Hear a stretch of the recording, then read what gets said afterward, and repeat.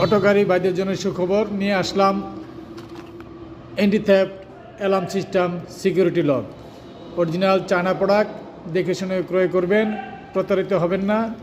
Local product কিনে এখানে দুইটা চাবি দেওয়া থাকে, একটা চাপ দিলে আপনার গাড়িটা বন্ধ হয়ে যাবে, আবার একটা চাপ দিলে গাড়িটা চালু হয়ে যাবে।